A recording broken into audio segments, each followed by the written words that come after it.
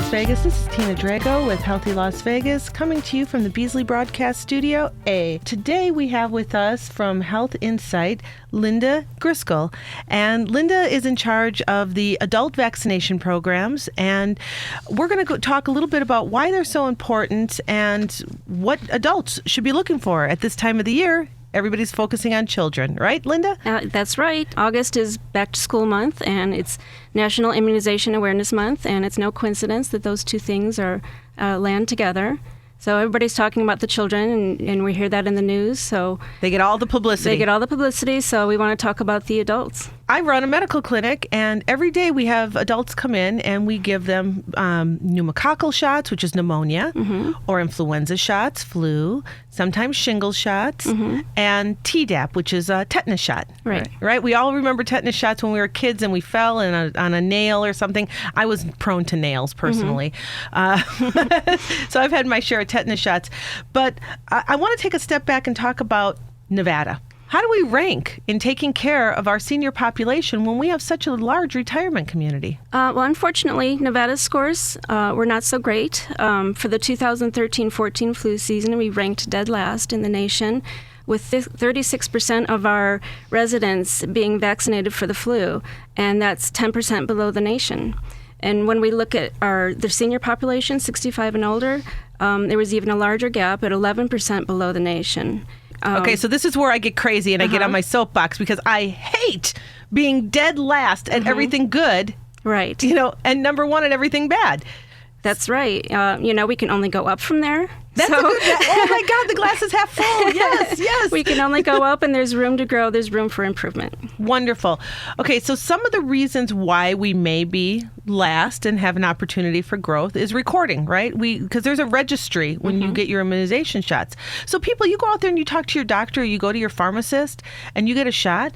Ask them if they're registering it in the National Registry. Right.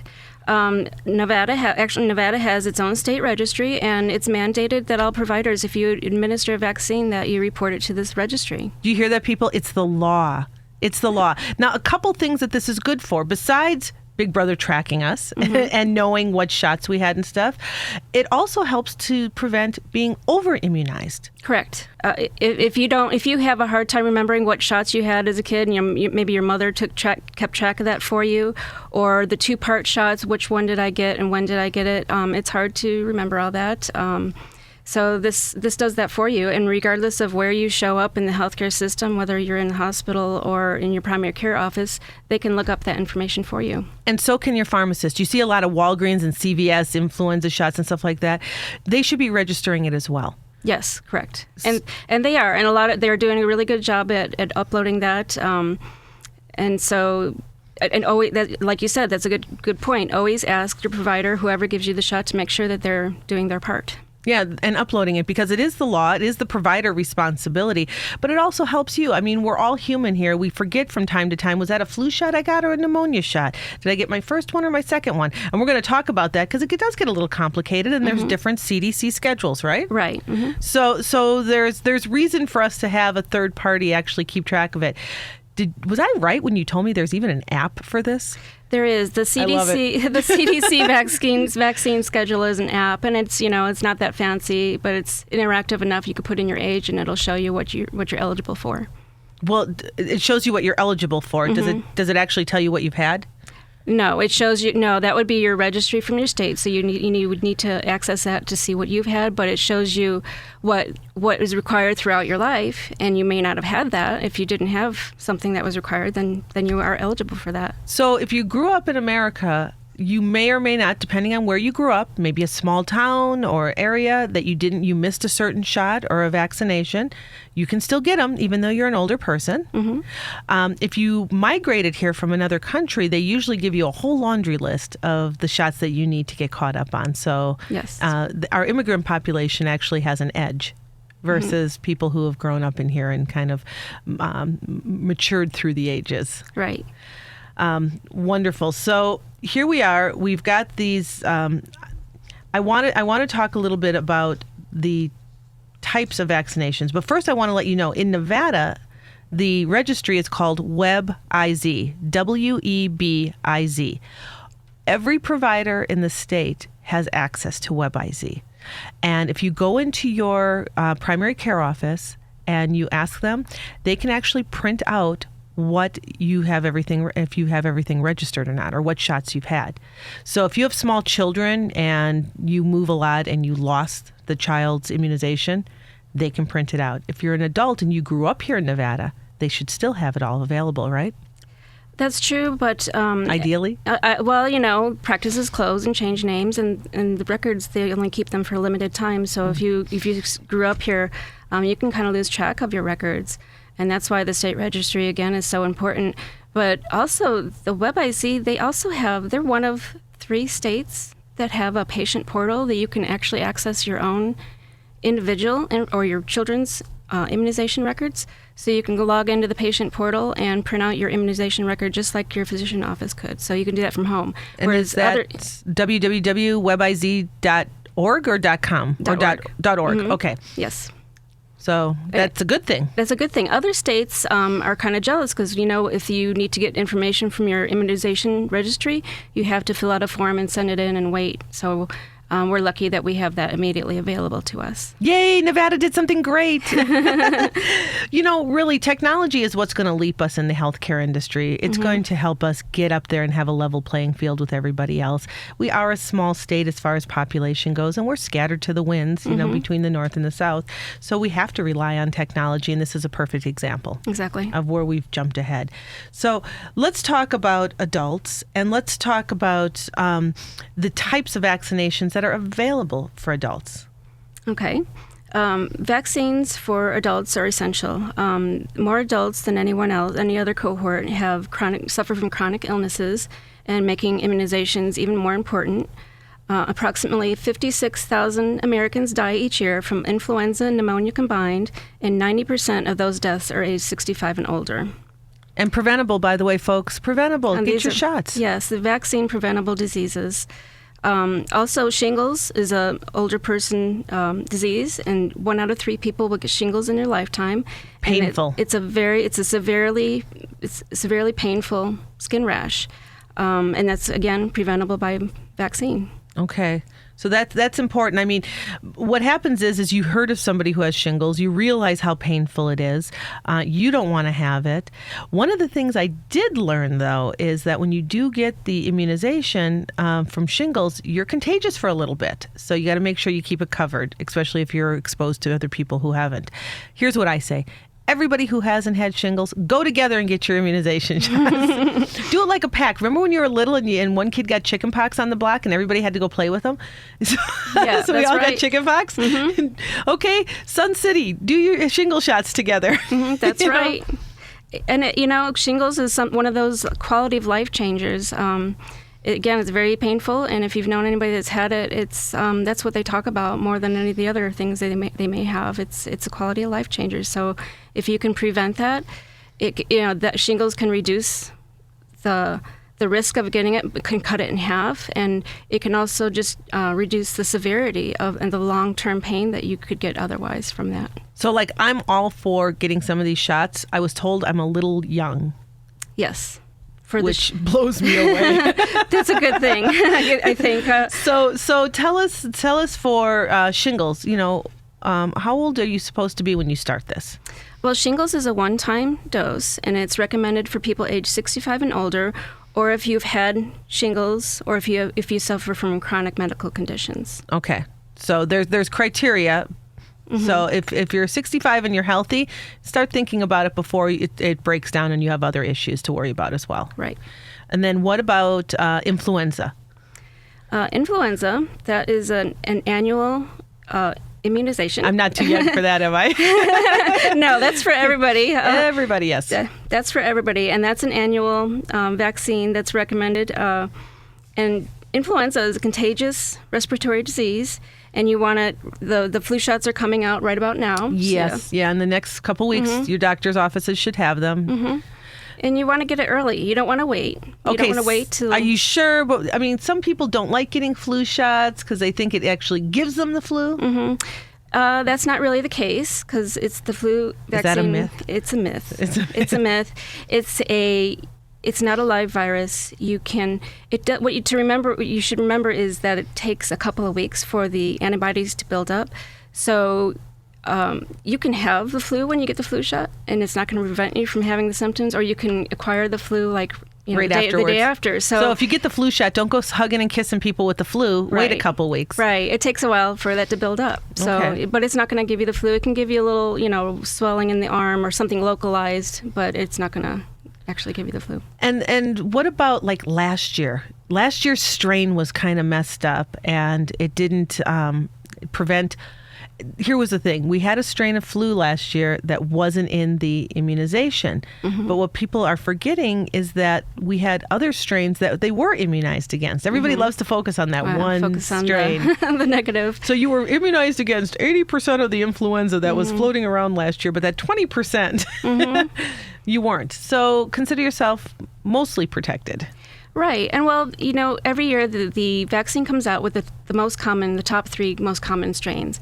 And I think what happened last year is one of the strains mutated, and then people that got the vaccine or got the flu shot, they acquired the flu. But what to remember is, number one, you can't predict that. So, get it every year because you don't know when that's going to happen. Most of the years that is not the case. And also remember, it also reduces the severity in which you can get the flu. So maybe you get some symptoms, but it could be much worse. I got to tell you, people, I got, and I'm not talking flu like 24, 48 hour, even a week long flu. I truly got influenza when I was 21. It's my senior year in college. I thought I was going to die. I walked into the emergency room and I told the doctor, I'm dying. And he said, go home, you have the flu. And I'm like, you heartless creature. But I honestly thought, and I was on my back for 3 weeks. I had to call the dean. It was my last semester in college. I had to call the dean of my school and say, I can't even register for classes. I have to take these classes. I have the flu. And he's like, you stay home. I don't want it. I'll register you for the classes. He was a very cool guy. But the long and the short of it is I was young, I was healthy, and it put me on my back. So anybody who even has, diabetes or hypertension or cholesterol or any of those basic diseases that we all seem to get when we, reach over 40s and 50s, that it'll really affect you. Yeah, those are already difficult to manage diseases, so try managing that when you're, like you said, flat on your back with a flu. Sometimes it's impossible to treat. Yes. And so this is very important. What's another one? We have influenza, and we have, what about pneumonia? Okay, yep. The pneumococcal vaccine is for the pneumonia. It's actually an infection that's caused by a bacteria, and it can lead to pneumonia, meningitis, ear infections, bloodstream infections. And it's responsible for nearly 500,000 hospitalizations and nearly 20,000 deaths a year. And this is preventable with a 2-part vaccine. And this is recommended for adults age 65 and older or for high-risk individuals. And again, it's a 2-part vaccine, so consult with your vaccine schedule. How far apart are these vaccines? Can I get like a shot this week and then a shot in 2 months or a month? Well, you should probably get one. I guess I have to look that up. Oh, okay. Yeah. Okay. So, but ask your provider. Ask your provider. Again, these are tricky. There's a lot of if this, then that. And with the pneumococcal, it's really difficult to remember. Then there's a 2 numbers system, and it's kind of hard for patients to remember what they had and when they had it. So again, recording that in your registry is essential. Can always go online to the CDC too, right? And they actually have all these if-then charts, and you can walk yourself through your particular if-then chart because everybody's individual, and that we want to emphasize. So we always want you to, you don't run out tomorrow and go get these. Talk to your provider if you have a provider. If you don't, First Person Complete Care Clinic downtown on 4th and Charleston. We'll be happy to help you. But the thing is that there's always somebody else to talk to if you have a question, right? Exactly. So and we encourage that. But ask a lot of questions. Exactly. Talk to if it's your healthcare provider or your pharmacist or even your local healthcare immunization coalition can help you with these questions. Awesome. Okay, so we have shingles, and we have influenza, and we have pneumonia. Another one? The Tdap. Okay. Which we talked about a little bit. That's an essential. That's a tetanus shot. A tetanus, diphtheria, and pertussis, the whooping cough. Okay. You may have heard about a big outbreak in California for the whooping cough, and that sounds like a ancient disease. It sounds a little old-fashioned, but there was a breakout in California, and that's a that is something you get once, and then you get a booster every 10 years. Okay. And you don't have to be a particular age? It's for 19 years and older, so it's most of your adult life. Okay. Excellent. So here we are. We have these 4 that are out there. Now, how do people pay for these? Because some of them can be expensive. Is it covered by Medicare and private insurance for the most part? For the most part, these vaccines are covered by insurers. Medicare will pay for influenza during the flu season. Okay. They pay for pneumococcal.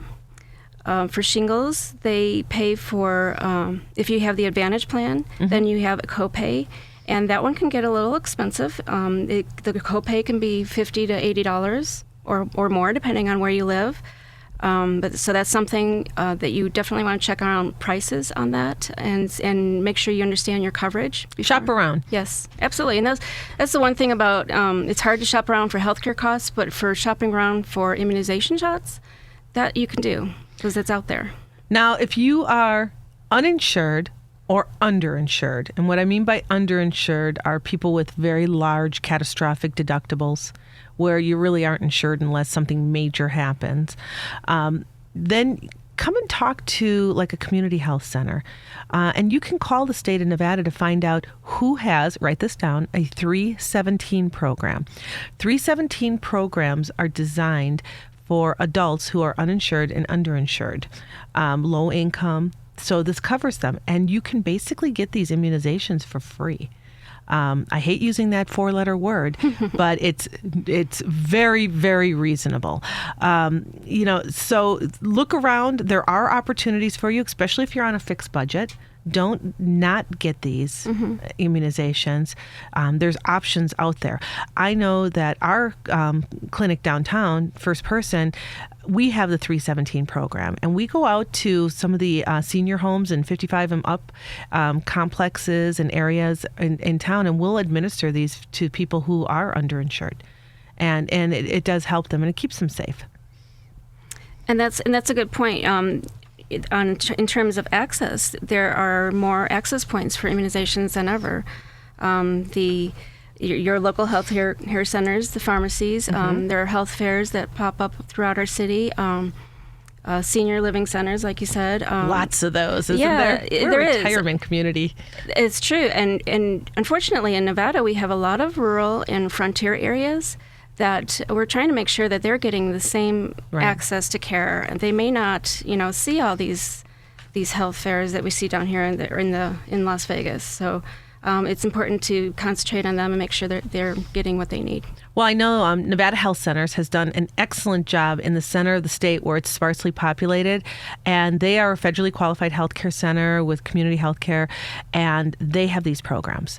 That's what they're designed to do. They're designed to be in the rural area and to assist on all different levels of healthcare. And they have many professionals that work in a variety of scattered clinics all throughout the state. So you should be within an hour, I would think, of a Nevada Health Center, no matter where you are, even in the most rural of areas. And that's kind of their niche. They excel in that area. So look for your community health centers out there, and they should be able to help you as well. But the biggest thing I want to emphasize is to getting Nevada out of being last in these recording. We have a very large senior population here in the South, and my guess, and it's strictly a guess, there's nothing scientific about it, is that the providers that you're going to, your VIP doctors and your concierge doctors and your PCPs, are not registering the immunizations they're giving you with the state. That is my guess. What do you think? Am I close? That's quite possible. We're still trying to determine why our rates are so low, and a lot of it is personal choice. So that's a barrier we need to work through. And part of it is, they're not registering with the immunization registry for Nevada, WebIZ. So again, it's mandated. It's something they're supposed to do, and you should ask. I always ask do you register? And also, if you go to your pharmacy and you get your shots there, ask them the same question. Also ask them to report back to your primary care physician to tell them, hey, that Linda got that shot today. And it's important because we need to communicate because, okay, let's think about this. Let's go worst case scenario because that always kind of brings light to it.